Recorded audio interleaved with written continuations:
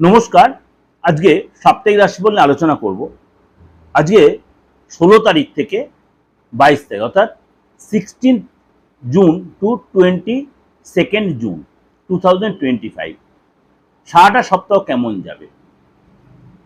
একদম 15 তারিখে কিন্তু সূর্যদেব ট্রানজিট করেছে। 15 তারিখে সূর্যদেব ট্রানজিট করেছে। কোথায় ট্রানজিট করেছে? বিষয়জয় মিথুন রাশিতে। সেই নিয়ে আমি অলরেডি কিছু আপনাদের ডিসকাশন করেছি, তীর্ঘয়ী যোগ বলুন বা আদার্স গ্রহ রাশির সিচুয়েশন নিয়ে। এটা স্টেপ আপনাদের যে আলোচনা করছি সারাটা সপ্তাহ কেমন যাবে। চলে আসি কন্যা রাশি। কন্যা রাশি এই সপ্তাহটা কেমন যাবে 16 থেকে 22। আপনাকে বলবো শরীর নিয়ে সচেতন হবেন এই সপ্তাহে। আপনার কোনো খাবারের থেকে ফুড পয়জন, গ্যাস অম্বল, acidity, joint pain, back pain এগুলো কিন্তু আপনাকে ডিস্টার্ব করবে। শরীরটা ডিস্টার্ব, পেটের যন্ত্রণা, মুখে কোনো কারণে ঘা হতে পারে, মুখে কোনো চোট লাগতে পারে। কিন্তু আপনার আর্থিক জায়গাটা যথেষ্ট ভালো দেখা যাচ্ছে। বড় কোনো প্রাপ্তি, একাধিক ধনলাভ হবে, আটকে থাকা অর্থ পাবেন। আপনার এই সপ্তাহে অনেক বেশি দৌড়ঝাঁপ করে, বিশেষ করে ব্যাংক বা সরকারি দপ্তর অনেক বেশি দৌড়ঝাঁপ করতে হবে। ফ্যামিলির সাথে কোনো গেস্টের বাড়িতে আপনি যেতে পারেন, সেখানে কোনো অনুষ্ঠানে অ্যাটেন্ড করতে পারেন, কোনো ম্যারেজ অনুষ্ঠান, কোনো পার্টি প্রোগ্রামে।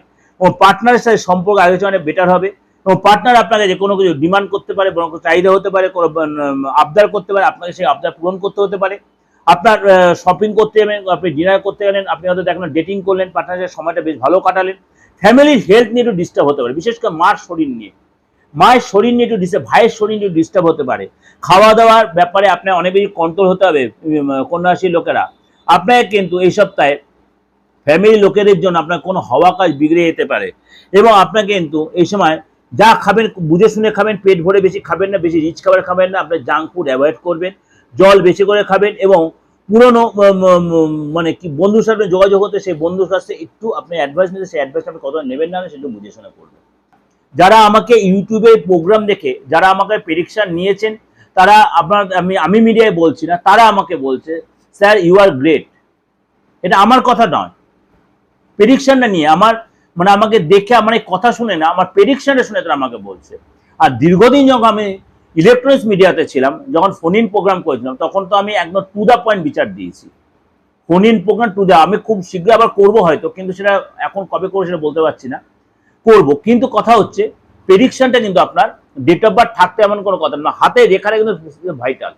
প্রতিটা মুহূর্তে আপনার মনের যা পরিবর্তন আপনার হাতে সেটা প্রকাশ পাবে, আপনার মুখে প্রকাশ পাবে। আর সবচেয়ে ভাইটাল যেটা সেটা হচ্ছে বাস্তু। আপনার বাস্তু যদি ঠিক না থাকে আপনি কোনোদিনও সাকসেস পাবেন না। দেখবেন আপনাদের সংসারে কোনো না কোনো সময় আগে খুব সুখ ছিল,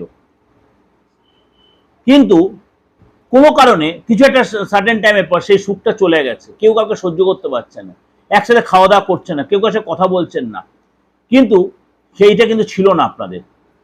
কেউ আপনাদের বাচ্চাকে কেউ ডিস্টার্ব করে বা ক্ষতি করে আপনার ঘরে কিছু ফেলে দিয়ে গেছে, এরকম কিন্তু হতেই পারে। কারণ তন্ত্রমতে ভালো যেমনি তন্ত্রমতে খারাপ কাজও কিন্তু অনেক হয়। সুতরাং সেটা কিন্তু আপনার কাউকে গিয়ে গিয়ে সেই রেক্টিফিকেশনের দরকার, বা কেউ কিছু ক্ষতি করে গেছে সেটা বোঝা দরকার। অবশ্যই এটা বোঝা যায়। বা আপনি তন্ত্রমতে মনে করেন আপনার কেউ আপনাকে কেন নেগেটিভ ইমপ্রেশন আপনার শরীরে প্রবেশ করিয়েছে, সেটাও কিন্তু আপনার ক্ষেত্রে ক্ষতি হবে। এগুলো কিন্তু অবশ্যই রেক্টিফিকেশন করে নিজেকে ঠিক করে নেওয়ার প্রয়োজন আছে। তাহলে কিন্তু আপনি না হলে প্রতি মুহূর্তে আপনার বাধার সম্মুখীন আপনি হবেন।